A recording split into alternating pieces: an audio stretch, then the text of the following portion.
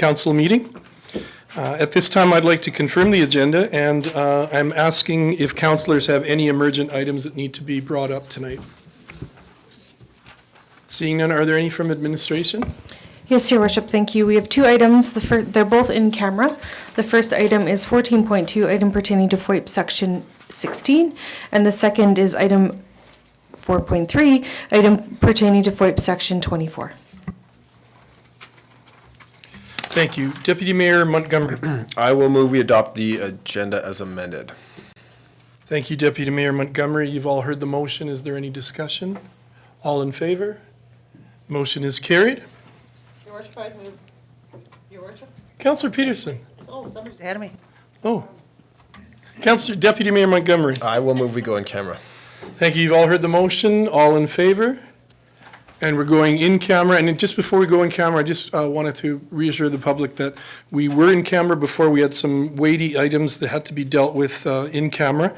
We have one delegation that is coming and needs to present again in camera. So we're just going in camera for a brief period of time, and then we'll be going back into the public session in case you're at home eagerly awaiting this return. All in favor?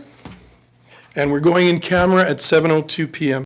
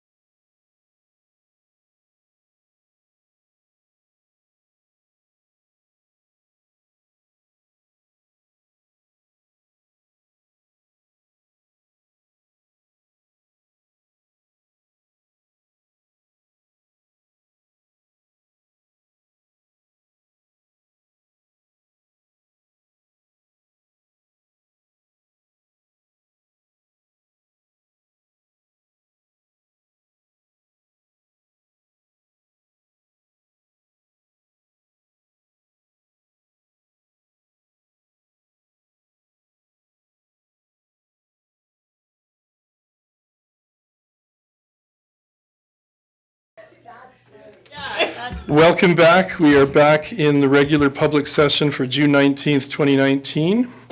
And we're back from in camera, and our first order of business is a delegation. We have a delegation from the Wheatland Society of the Arts. So if you wouldn't mind stepping to the microphone and introducing yourself, we can get started on that.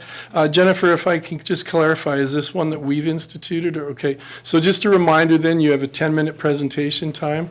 I hate to throw that time limit on you, but that's what we do for delegations. And then after your presentation, council may have questions or comments for you. Thank you, and welcome, if you wouldn't mind introducing yourself. Thank you again for having me here. I was here a year ago and I'm still just as nervous as I was this time. So thank you again for allowing us to come and present our report in front of you. I gave you this time, I think I might have been a little bit more considerate in giving you a colored copy of the PowerPoint presentation. I don't know why I didn't do that last year, so at least you've had a chance to kind of go through and take a look at some of the things that we've done this year. So again, this year we've continued to grow and continue to flourish with our programming. We still have all of the same regular programming that we were offering last year. We've done a little bit of restructuring to the youth programming. We've had some drop-in. In the past, it was just a drop-in fee, and you could come and do your project. What we found is working for us this year is having 6 to 8 week sessions so that people can pre-register for those, and that gives us the ability to have projects that will last more than one night, or a better idea of how to plan for our projects because we know who's going to be at that session. So we tried it out with our preteens, and we're going to be moving to do that with our after-school program, our preteen program, and introducing that into our teen program. So that's one of the big restructuring differences that we've had. Still this year, we have our seniors. You'll see in the PowerPoint presentation, our senior day was full, jam-packed, full of people, and our senior afternoons are great. Our adaptive arts continue to grow as well with 2 sessions on Fridays. So that's for adults with disabilities, and we've had them actually showing in our gallery a couple of times this year as well, so they have their own show. Again, we tend to have the workshops happening every Saturday still. It's a little bit quieter now during the summer, just because, do you want me to turn that PowerPoint on? I don't know how to do that. Maybe click here. Yeah, I just didn't know how to put it up there for you. Then they don't have to look back. Okay, there you go. See, that's so pretty. I went to all that work. I just pushed the button.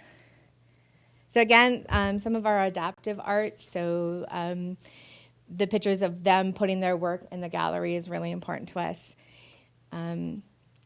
That's our regular programming, so you'll see our Mom and Tot program happens, the Young at Heart.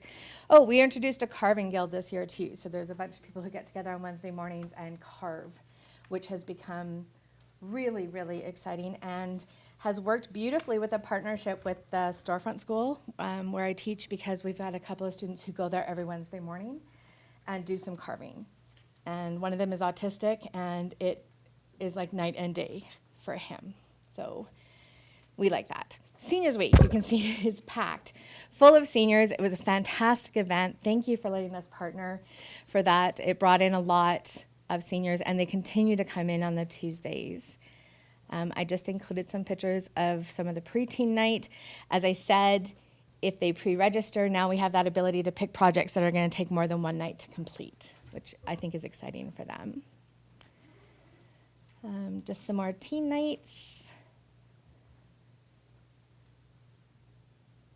And of course, our workshops. So every Saturday and Thursday evenings, we offer workshops for adults.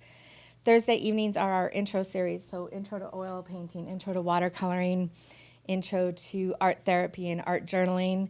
Local artist Valerie Spear out of Rockyford, if you know who she is, she's a phenomenal artist, came out and taught a workshop. So not just, Michelle Grant is an artist out of Calgary, but not just bringing artists out of Calgary, really trying to reach out into Wheatland County and bring some of those artists in.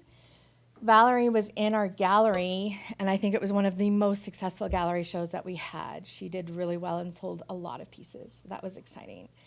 Fundraising, this is a picture of them doing fundraising for the playground at George Freeman.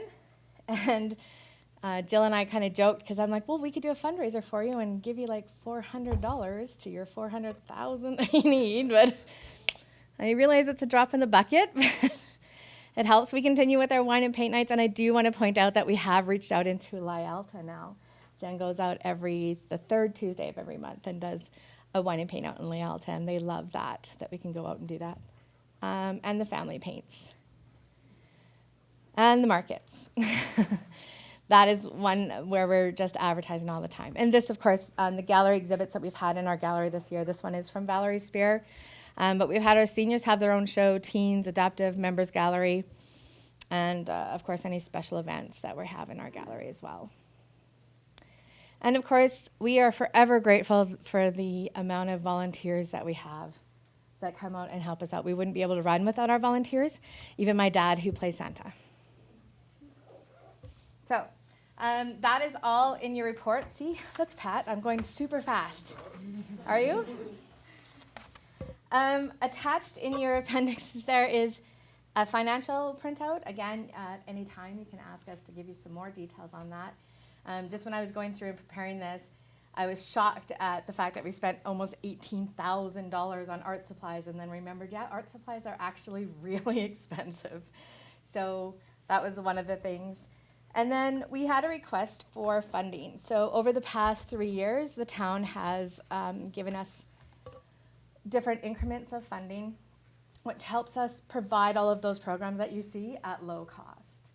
So our seniors are at $5, a drop-in fee. Our youth are $2. Even if we do a session, we worked it out, 8-week session for $20. So we try and keep all of those programs as low cost as possible so that anybody who wants to take art can take art. So in the funding proposal, we asked that we had been added into the next 3-year round. And you'll see that we were looking for, again, always help with advertising, supplementing programming shortfalls, which is really a lot of the supplies and the costs. Even when we bring in artists from out of town, we don't always cover the cost of that artist coming in.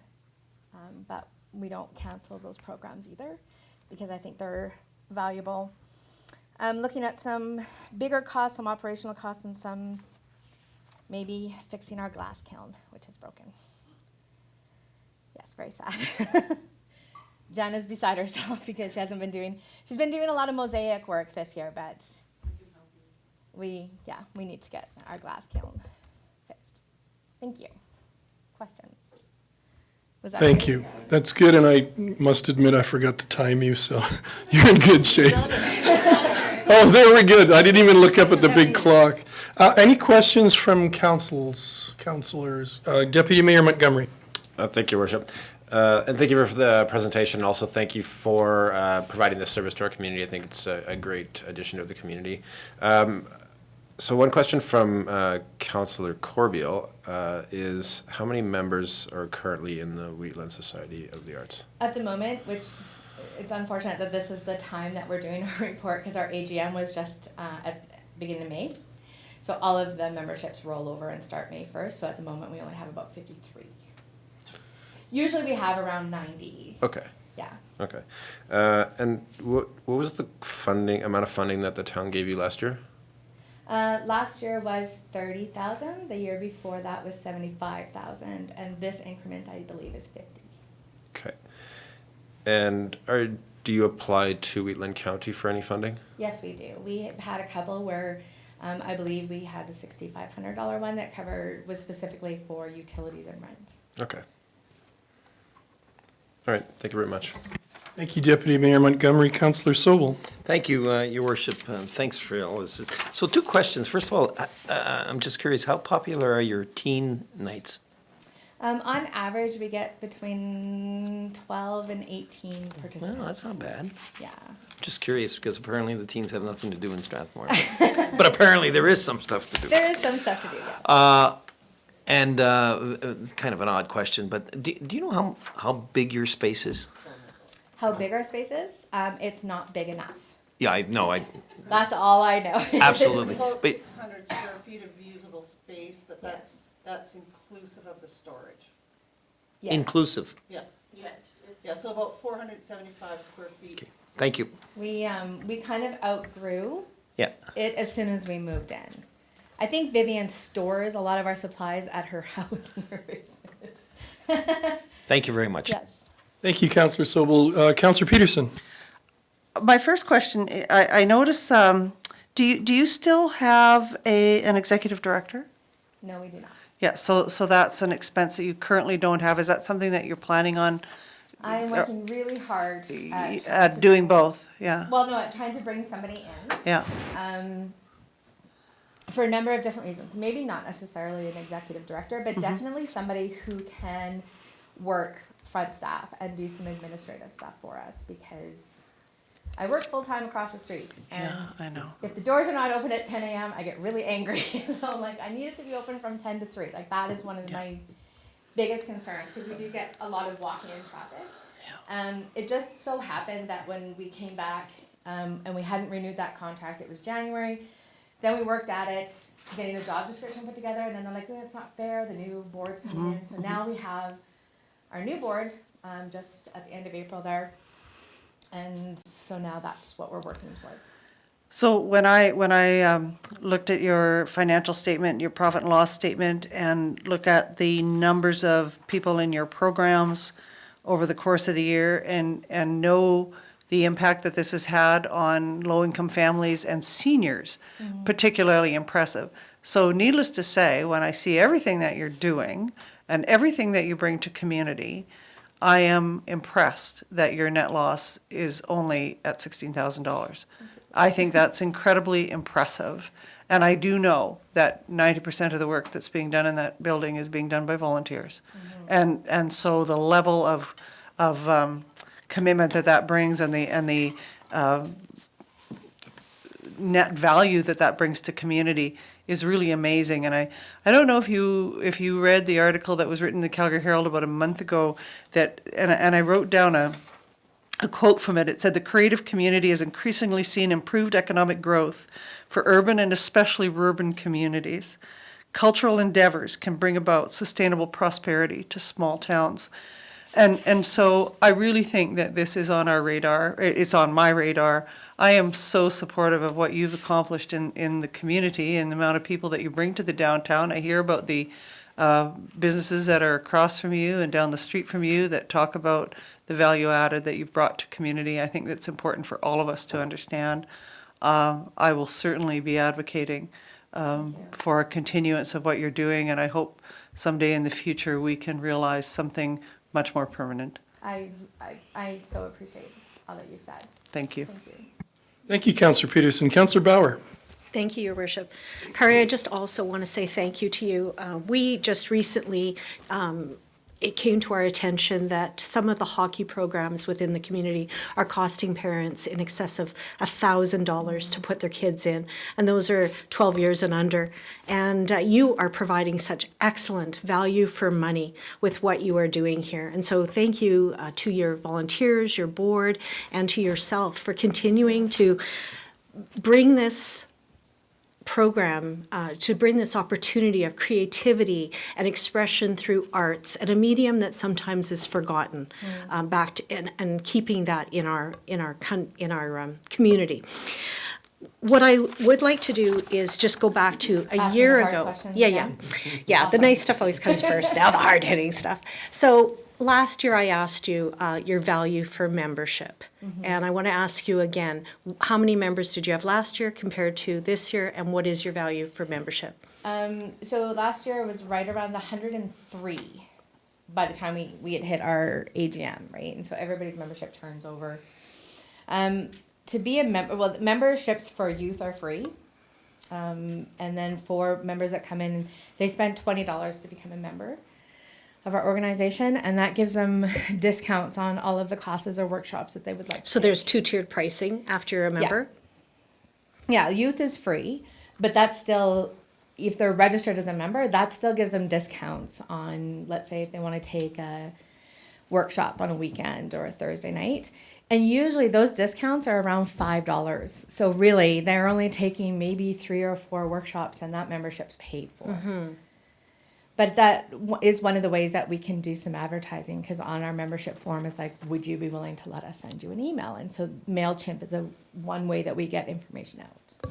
Okay, so I'm just looking at other models that have been implemented in our community. And one thing that they do, for example, at the yoga studio, is they have a karma program.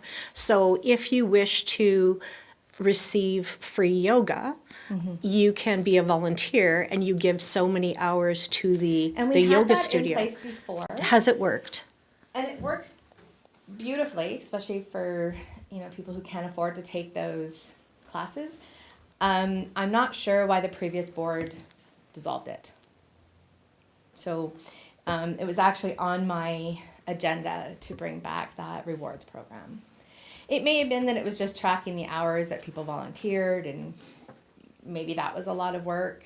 But again, if I can get that front staff member in to do some of those administrative stuff, to take in the volunteer hours, because we do have a volunteer book. So anytime somebody comes in volunteers, we keep track of all of those hours already. Yeah, I agree. I think it's a good system to have. Because it sounds like you have some real key people within your organization that are already. I think it came to the loss that we were taking on the workshops. Like when we bring in an artist from out of town, that costs us $500. That is a huge cost for a workshop, and we've played around with the pricing of the workshop. So at one point in time, it was $100 to take that, but I mean, I can't afford $100 to take a workshop. Yeah, I wouldn't suggest that it would be free. Right. Perhaps And so then they it would was get- $60 You would to do a always have to workshop. cover your cost of materials. And then we had the reward program so that if you had done enough volunteering, you could take that Yeah. workshop. So I think it just needs to be ironed out and some more details given. Otherwise, I don't see anything else I could add. Thank you very much for everything. Thank you. Thank you, Councillor Bauer. Councillor Peterson. I just had a question for clarification relevant to Councillor Bauer's questions. When you say you have 103 memberships, does that mean that there were only 103 people that participated over the course of the year? Oh, no. Because I think that's misleading, because that's what people will think. No, those are the only people who have Paid memberships, but paid that, the $20 for a membership. but you don't have to have a membership to participate. no, not Because at when all. I see in your numbers about class income, certainly would be significantly above Yes. that, yeah. Thank you. Thank you, Councillor Peterson, for helping with that clarification. Councillor Cox. Well, thank you, Councillor Peterson. Thank you, Your Worship. I needed clarification on that too. Do you have any kind of numbers as to, like at your AGM, as to how many people did take your classes for the year? We do. I can provide that for you. I don't have it with me here interesting, yeah. in my report, but I can get that, yeah. And do you track whether they're Town of Strathmore or County of Wheatland? The majority of them are Town of Strathmore. Okay. And we have a couple of ladies that come in from Chestermere and a couple of ladies that come in from Lyalta. But we don't have a lot that come in from rural area. Okay. My next question goes a little bit to what Councillor Bauer was asking you about volunteer hours. Can you not get money for your volunteer hours? Yes. Oh, I think But that you- was originally why we had kept track. but I'm not- nobody pursued it. Yes. Okay. And do you have a good board then? Are you This year, going to go through those yes. motions? Are you going to attempt to do a This year little I'm bit very more? excited because it's the first time we've ever had a full board. Oh, okay. Well, Right, that's so good we to know. filled all 5 positions of the director at large. We filled all 4. Granted, all by acclamation still, but it wasn't the head hung, well, I guess if nobody else wants it. Like, we have some really interested people and a lot of new faces on our board, which I think is really exciting. And moving is forward. is this board just for 1-year term? Mm-hmm. Okay. Okay. Thank you. Thank you, Councillor Cox. And just before we go to Councillor Peterson for the final comments, we think. That is two, actually, but the first one was in camera, so nobody knows. Just a question for you. Yeah, that's right, that's bad. As a society, do you also, I know you do grants and everything, apply for that. Do you also do anything like casinos? Is that something you're allowed to do? Have you had one? Have you been able to Yes, work at one? 2 years ago, we did Christmas. Okay. And has that been a We slid in good, earlier than we were allowed to, just because we did Christmas. do you remember roughly how much that brought in for your group? I want to say 46, but I'm not. Thousand? I'm Okay. not 100% sure. I'd have to get numbers. And you're still in the running for more Yeah, I casinos in the think future? so. Even though we went early, I think that kind of messed up our tracking a little bit. Like, Okay. I think it's another 3 years away. Okay, thank you very much. Councillor Peterson. Because I might forget to get a hold of you, I just wanted to say that I probably can find the contact for Ken at Fusion Glass, who built your glass kiln, and I know that I am positive that he would fix the ramp box for you. Yeah, 'Cause- it's peeling up on Yeah. the corner so Yeah. that it's not getting a Yeah, full burn. yeah, he And would. it's the storefront one. We bought it off the storefront. So. I was the one who Yeah, bought the that's kiln. what so- I mean. You knew that, right? So B Kingdom Glass in Calgary will know how to fix it. Okay, Yeah, thank you. thank you. Thank you, Councillor Peterson, for adding that information. Councillor Bauer. I move that council accept the report for information. Thank you very much, Councillor Bauer. You've all heard the motion. Is there any discussion? Seeing none, all in favor? And that is passed. Thank you for your presentation and for your willingness to work so hard for this group. I think I can echo some of Councillor's comments that it does bring something unique to our town, and it's an affordable activity for kids of all ages, youth, as well as seniors and adults. So it's much appreciated. Thank you. We have a mural on the go with the fire department right now, and Oh, cool. I have big ideas for a big community installation piece. So thank you very much for listening to us. Thank you very much. Councillor Peterson. Oh.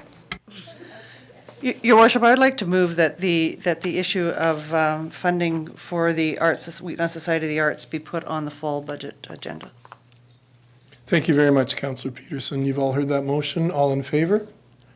And it's passed. Administration, Jennifer, will that be added then to notes for the budget meetings in the fall? Thank you. Thank you so much. You're welcome. Thank you.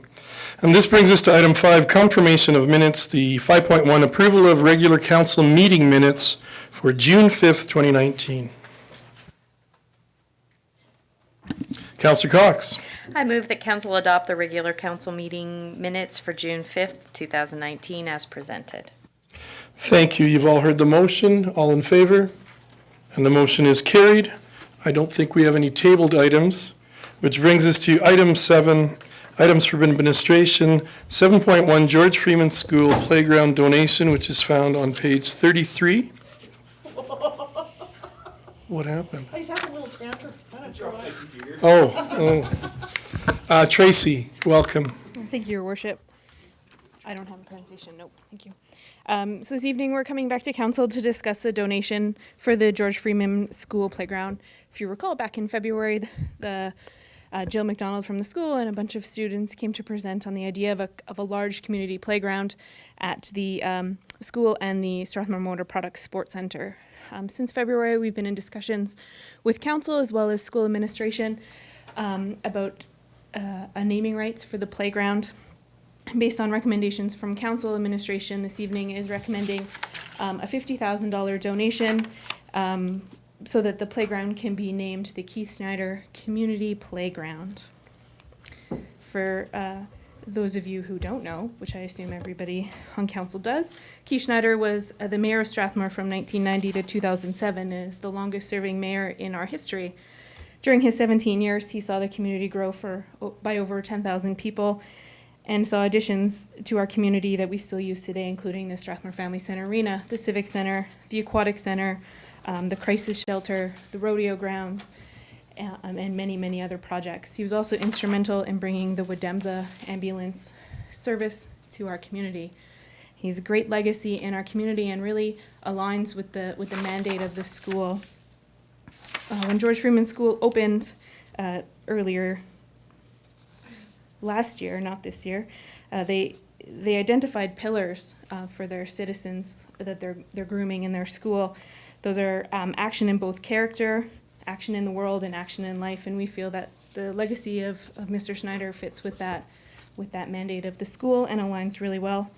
And therefore, we're recommending the naming of the playground in his honor.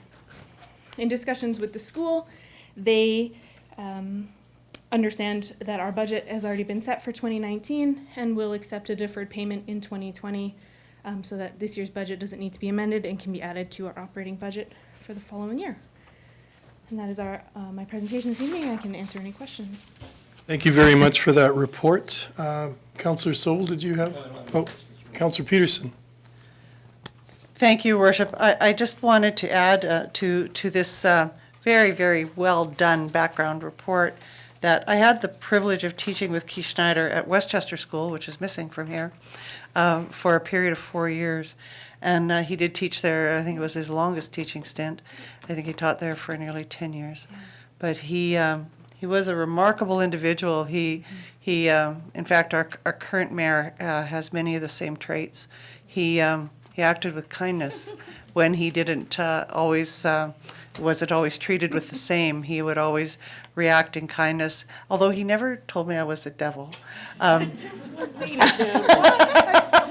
Looking at you going, you compliment him. But he was also a champion of children, and so for that reason, it's really appropriate that this community playground be named for him. A year ago, I approached his widow, Gwen Schneider, about the possibility of doing something in his memory. She was really pleased with that. And I know that she and her daughters and their grandchildren will appreciate this move very, very much. And I can't thank my fellow councillors and the community for being able to, and the school community, the George Freeman community, for being enabled to do this. And Gwen Schneider has said that she will be bringing forward a much sort of more thorough, more rounded information around the contributions that he made to community. That's fantastic. Thank you, Councillor Peterson. Councillor Sobel. Well, I don't have questions, but I do have some comments, Your Worship. So, first of all, I'd like to make comments on actually two areas that pertain to this issue. And first, I'd like to emphasize that this playground will be a community playground, one that's open to the public at all times, in spite of the fact that it's on school grounds. This rather new concept will result in a very impressive playground that's open to all residents in our municipality. In regards to my comments as to why this playground should be named after Keith Schneider, I did not know Keith very well, and I apologize if I repeat a couple of things that may have been said before, but I wrote this, so I'm going to read it. Keith and I were never on town council together, and my interaction with him took place on a very casual basis. I was aware that he was a well-respected member of both council and of our community, and I was able to gather some comments about Mr. Schneider from a very good friend and former councillor, Fred Rappel, as follows. Keith, by his very nature, was a true servant to the community, regardless of where he was, at town council, at the arena, or even at the ag grounds. He was there with the intention of making sure that the community got what it deserved. He was always an everyday type of fellow with an everyday heart. Keith never got upset or angry with any of the varied outcomes. If there was frustration or a problem, he would simply take a step back, look it all over, and then focus on how he and his team could make it work. As a school principal, Keith had concerns about smaller high schools, such as Hazar, struggling with providing a variety. I was just going to do the Trump thing. Get out. Keith had concerns about smaller high schools, such as Hazar, struggling with providing a variety of courses for their students. He became very involved with distance learning, and for years remained the driving force, which also involved committees at the provincial level in securing distance learning opportunities for smaller schools. Keith was always about the community and what he could do to make improvements. His focus was to always meet or beat expectations, and he held that belief in his job as a magazine salesman, an ambulance attendant, a paramedic, a fireman, a counselor, a school principal, and as a mayor, and as was stated, a job that he held for 18 years. Some additional research that I did into this man's accomplishment resulted in learning that Mr. Schneider was the main reason for our community establishing a regional ambulance system. He's quoted as saying it's important that all the municipalities would benefit from and share in the cost of a paramedic ambulance system similar to that offered in Calgary. He was also instrumental in having a new grandstand installed on the rodeo grounds and was a regular and enthusiastic volunteer at the Ag Society Heritage Days and Rodeo. In 2007, the Strathmore Rodeo Committee started the Award of Excellence to showcase individuals who have gone above and beyond in the rodeo community. The first recipient of that award was, you might have guessed, Keith Schneider, a man who, in their opinion, embodied everything that the award was designed for.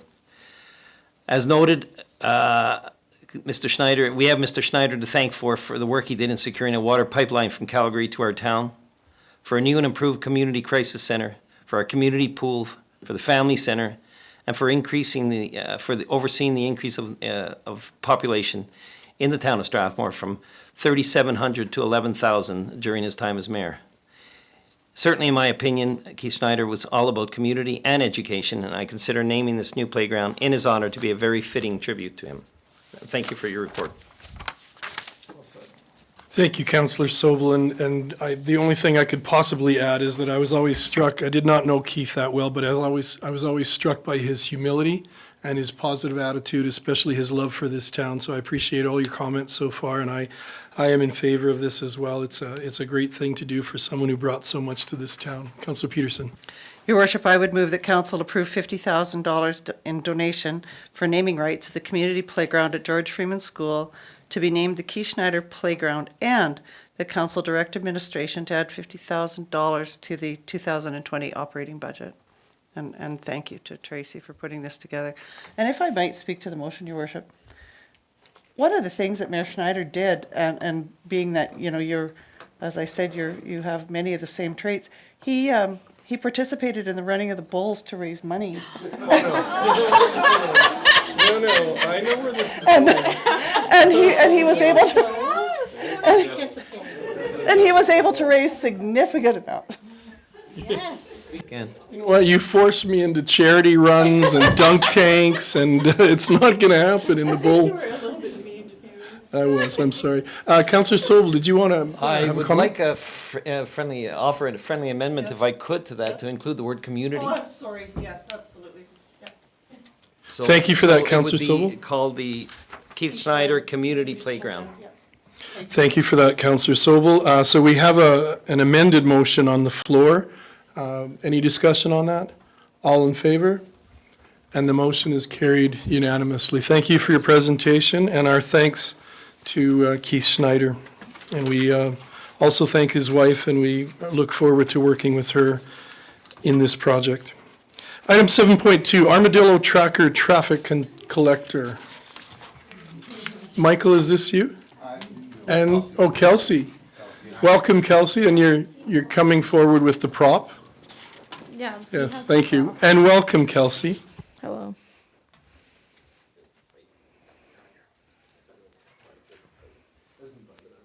You're just gonna sit there? Okay. Yeah, that's better.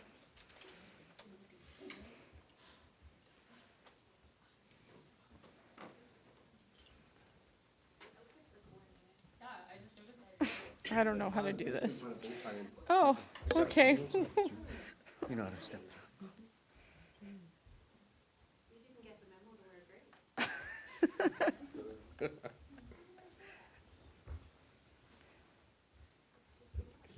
Yeah. Yeah. Once again, welcome, Kelsey, and we look forward to your report and presentation. Right, so we're presenting on the Armadillo Tracker Traffic Collector. This device is able to count vehicles and speed and bidirectionally, unidirectionally, and extended bidirectionally. It can collect data in up to 4 lanes with a single device.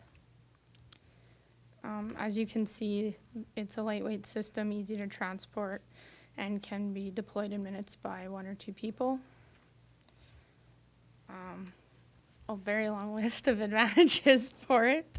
It can be installed by anyone. It's not time consuming. The software is included with the purchase. It can collect data in unidirectional, bidirectional, and static bidirectional. It's easy to set up, handled by 1 or 2 people. It can help predict growth patterns on roadways, confirm speeding issues, determine if the roadway segments are within capacity, and it's useful for pavement design. It has user-friendly statistics analyzers, so you can do monthly, weekly, and daily counts and speed reports. You can compare multiple weeks to see traffic patterns. It does average speed, vehicle volume, volume by speed. It shows you a histogram, percentile. I guess a disadvantage is the devices are around $4,800. They cannot be used to confirm intersection improvements, and they cannot count pedestrian/cyclist volume.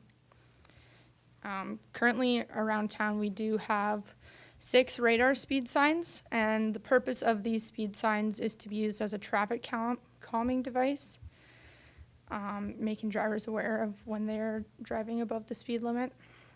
Disadvantages to these devices, right now operations department does install it, and it is very time consuming, and they are only designated for 1 lane of traffic. A price for them is around $5,500. So we actually demoed this device and we put it up on Centennial Drive when it was the detour while the bridge was closed. So some stats from that are the 85th percentile speed was 55 kilometers an hour. We found the maximum speed to be 107 at 7:13 at night. Oh my gosh. That was one of 3, there was 102 and 104. As well. Oh my gosh. That's right by my house, just so you know. Just gonna say. No. I cuss these people, I can hear them.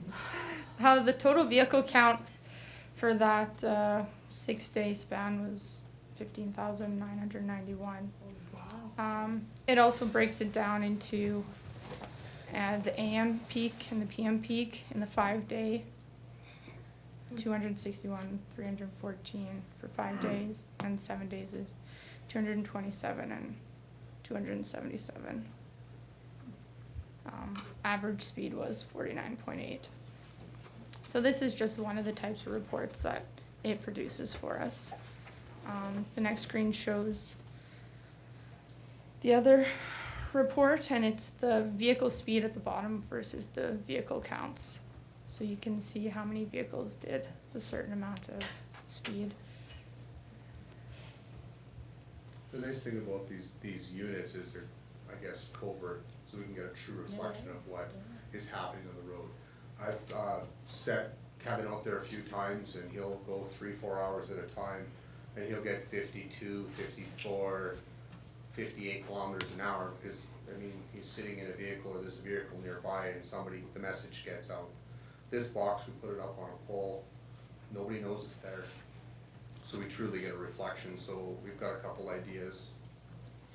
One is Councilor Montgomery's request, but we've got a couple plans already for this unit that we want to set out, and it'll give us, like I said, it'll give us a true reflection of what's going on that roadway, and we can look at numerous things, road impact, and, you know, the list goes on for how many people are going on the road, how fast they're going, where we can go. If we want to get the RCMP involved because it's 11 o'clock at night, we can go and target that time because we can see a trend at that particular time, rather than just hoping we get them at a certain time. Yeah, and this next graph shows the time and that trend.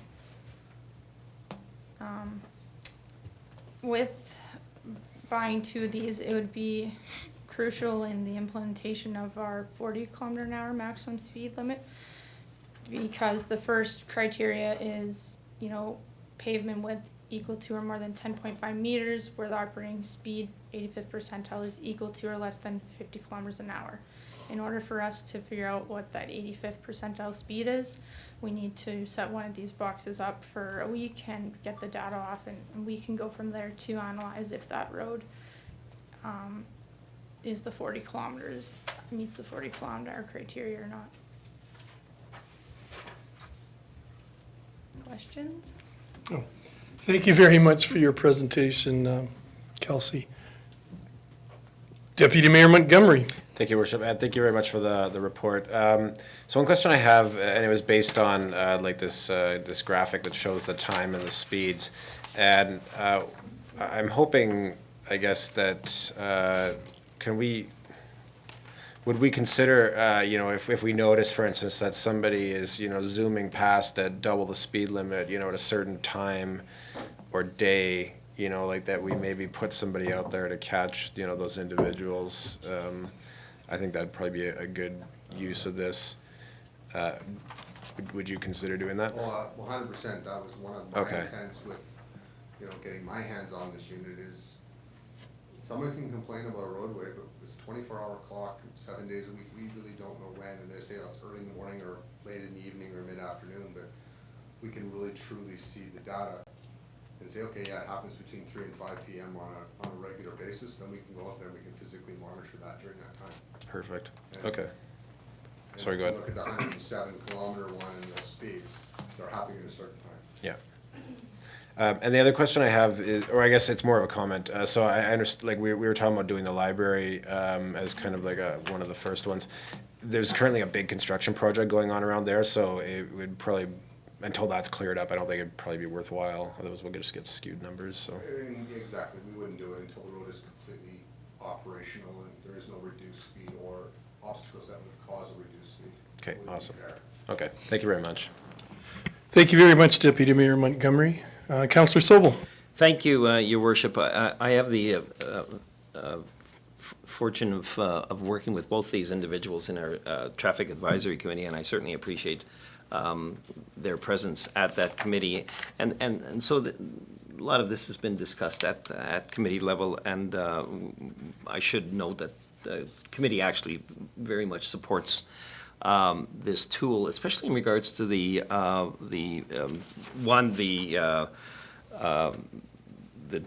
assistance in dictating enforcement efforts through both our force and through the RCMP as well. This is going to be a great assistance in doing that. But also in regards to determining the 40-kilometer-an-hour zones for roads. So we do have a plan in place to determine whether or not a road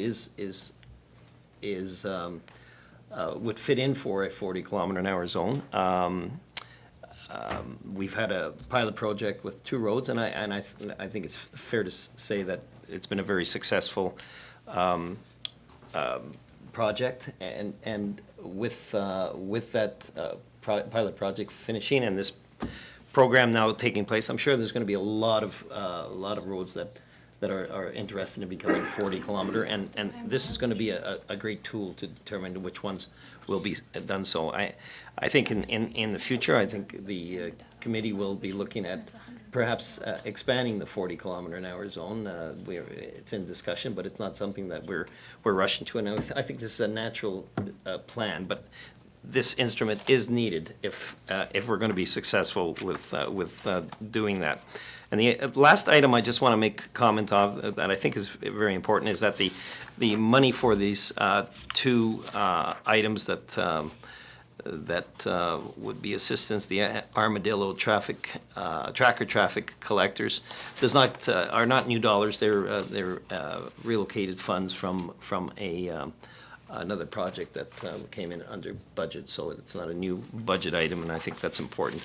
I certainly support this wholeheartedly. I think it's going to be an extremely valuable tool for both us and for the RCMP. I think I can see a lot of use for both forces, so I would support this. Thank you. Thank you, Councillor Sobel. Councillor Cox. Thank you, Your Worship. First of all, I apologize, James. I'm not generally a germaphobe, but got some stuff on my plate. I can't get sick. Thank you for your presentation. I think one of my questions was how many you were asking for, and it's 2, correct? Yeah. Okay. And then I do have a question. When we talk about Centennial Drive as where you had it, there is a radar sign up there already. So this was there at the same time as that? No, it wasn't. It was there just before. Before, and then the radar sign Almost came. the exact same location. Okay. I just wanted to make, I just wanted to know if there was data collected when the radar sign was there and then without the radar sign, and wanted to know if that radar sign was actually deterring speed. We never did, we have not pulled the data from that radar speed sign yet. Oh, it has data as well? It has data as well. Oh, okay. The radar speed signs actually has a version of the armadillo built into it. Oh, But it's okay. only designed to output the speed on the graph. It gives us small amount of information, does not give us size of vehicle, direction of travel. It's only unidirectional, not bidirectional. But yeah, it gives us a small snippet of what this does, Okay. which we can pull remotely. But it doesn't give us anything other than the speed of the vehicle. Okay, so it wasn't there at the same time, but I just want to know if those radar signs will deter as well, because if they're not deterring, then I would rather see us get more of these that we can then implement the RCMP versus spending the 5,800 on more radar signs. We could pull the data off that one, because that was in post, and we could ultimately see the difference if those RSSs are working. I know I watch them, and you can sit and watch and you can see people will slow down, just because that flash of light. You can turn that off, but the sign itself will actually deter people, because they'll see the sign and they'll just slow down. Thank you. I also support your ask. I think the safety is huge, and I see nothing but benefits, so thank you very much. Thank you, Councillor Cox. Councillor Bauer. Thank you, Your Worship. Thank you very much for your presentation. I was disappointed. I thought it would look like a little armadillo, but it's a smart little unit, and it's gray. Yeah, doesn't do it for me. So you can put this up high, low, anywhere. It's easy to mount. About 12 feet off the ground. I mean, we don't want to put them down low and have somebody who walk away with it, so we like to put it up high enough. It is at an angle, so it's set at a certain angle for the roadway. And which intersections or roadways have you identified as being top priority in our community to place the first two that we approve? The library was our number one, but with construction that is delayed, and the second one is Green Meadows, the north leg of Green Meadow. Well, it's one of the list. We just had a complaint and a request on that. It's been sitting on the books for a while, but we've got two of them. We can put them anywhere. Okay. And then the criteria for deciding whether or not to reduce a roadway to 40 kilometers, it was developed by administration. Are there municipal guidelines that will back that up? Something that other municipalities are doing, or? Okay. That was, actually, it was Toronto. The city of Toronto was actually where that came from. We just changed it slightly to apply it to us. But the whole basis of that criteria is off of Toronto. Okay, and I'm very interested in also getting the same information that Councillor Cox asked for, and that's whether or not having the number and a flash or a sign posted or not a sign, the speed of which you're traveling is a deterrent in terms of a road calming measure.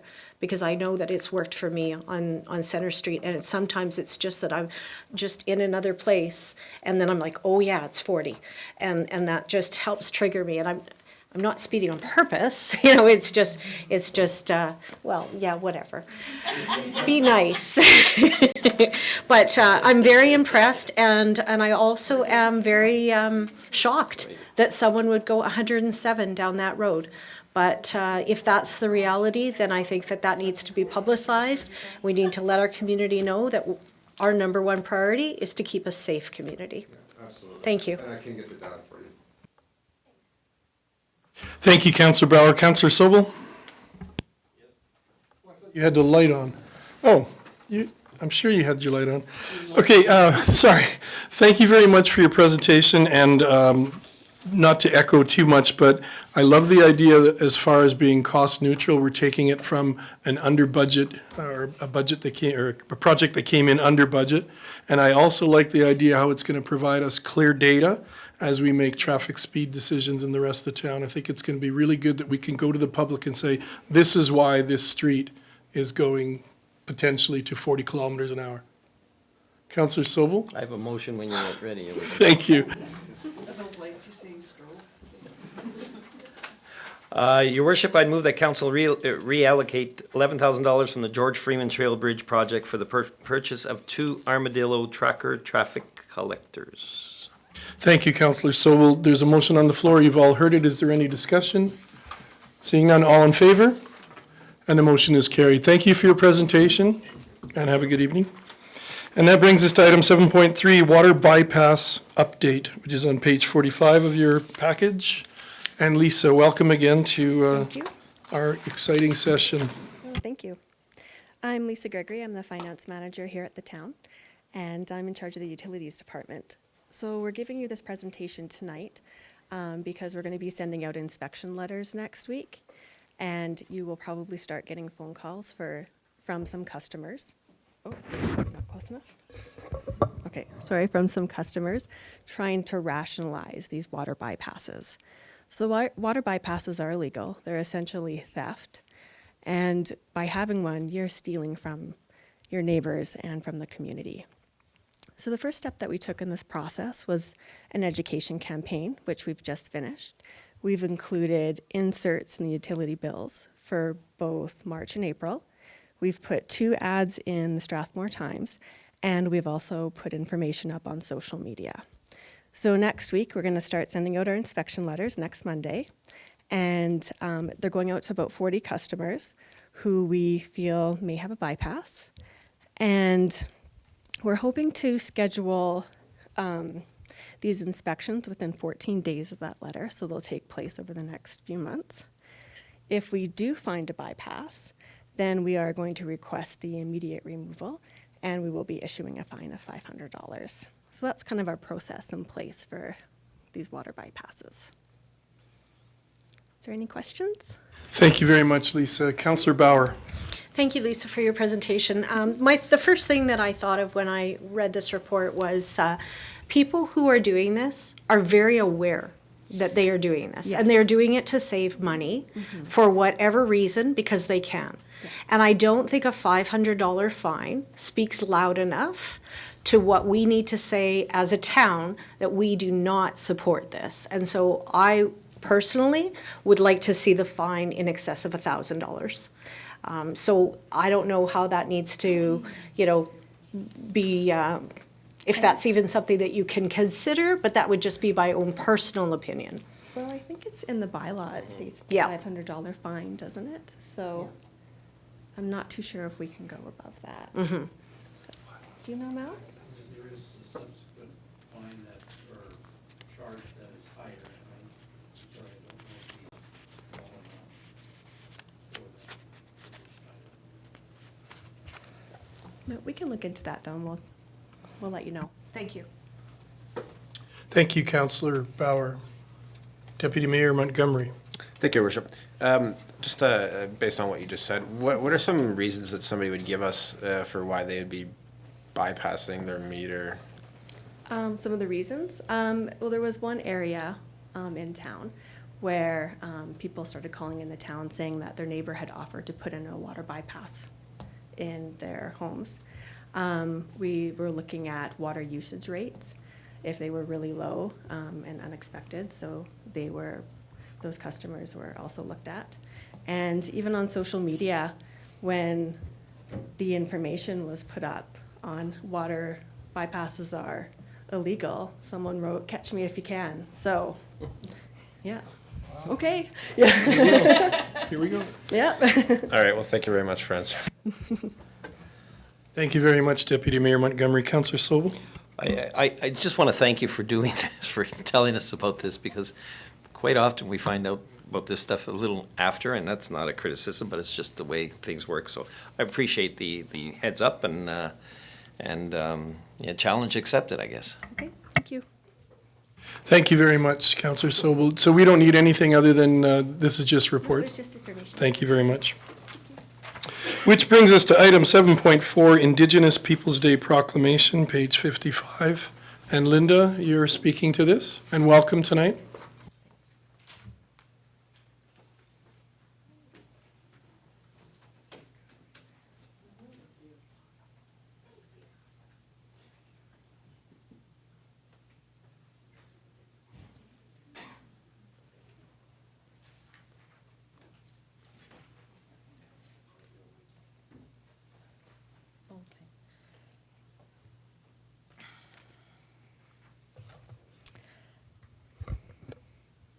Okay, Your Worship and Council. So I'm honored to stand here before you this evening to recommend that June 21st be proclaimed as National Indigenous Peoples' Day in Strathmore. As we continue to build our friendships with Siksika Nation, we also are building an internal framework that is based on common interests, trust, and the 94 calls to action.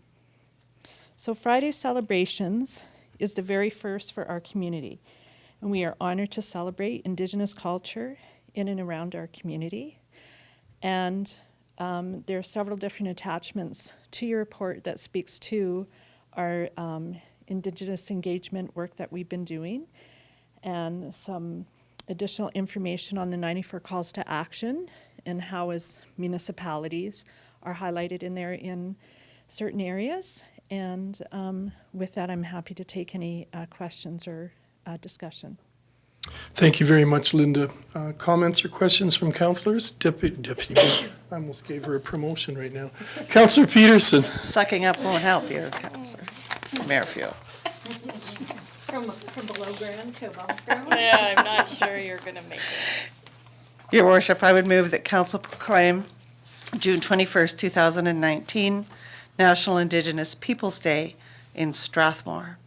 And in speaking to the motion, I want to give you my highest commendation for the dedication and work. You have done us proud, and makes me, and our mayor as well, makes me really proud to be part of this council and this community. Thank you. Thank you. Thank you very much, Councillor Peterson. Councillor Bauer.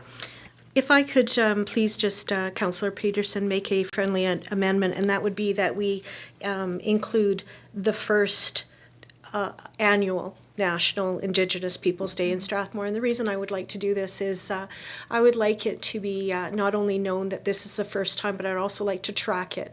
And in 5 years we celebrate, and in 10 years we celebrate, and we continue to go back and see, the many things that this council is doing to repair relationships and go forward in our relationships with our Siksika nations.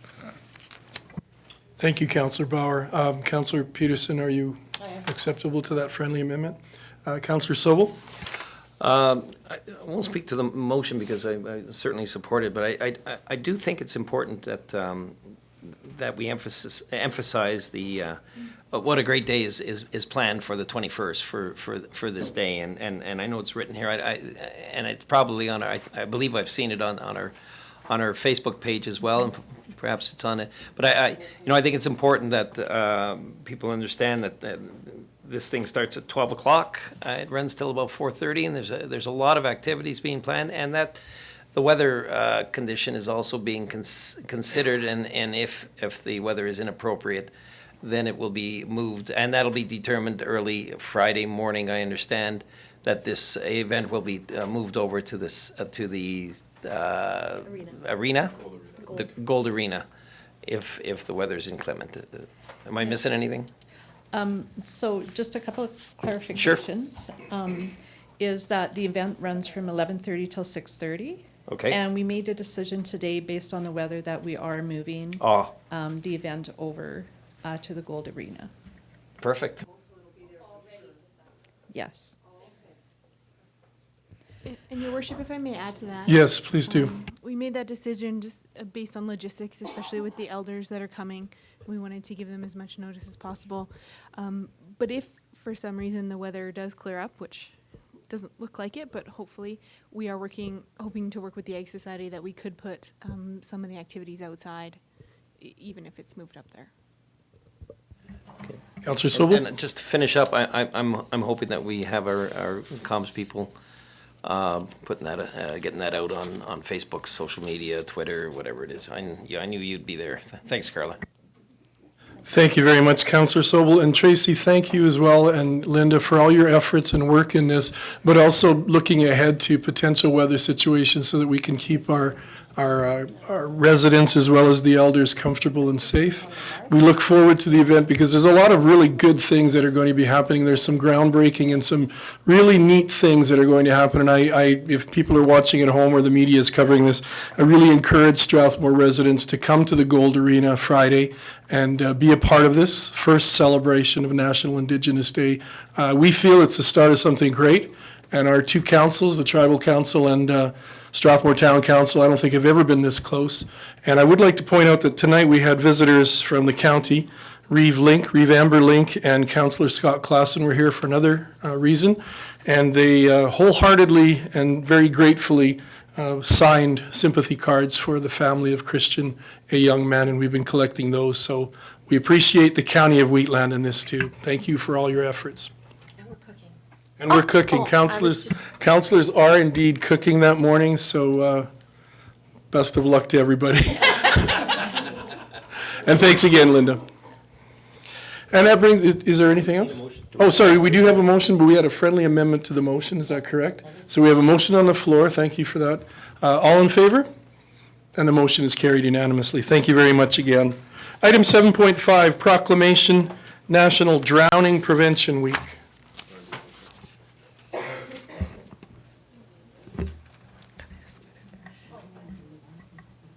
I did it last year. Councillor Bauer. Thank you, Worship. I move that Council proclaim July 21st to 27th, 2019 as National Drowning Prevention Week in the town of Strathmore. Thank you very much, Councillor Bauer. Any comments or questions, discussion on that motion? Seeing none, all in favor? The motion is carried. Your Worship, may I speak to Councillor that? Simpson. That's terrifying. You should all be very scared. More than a promotion.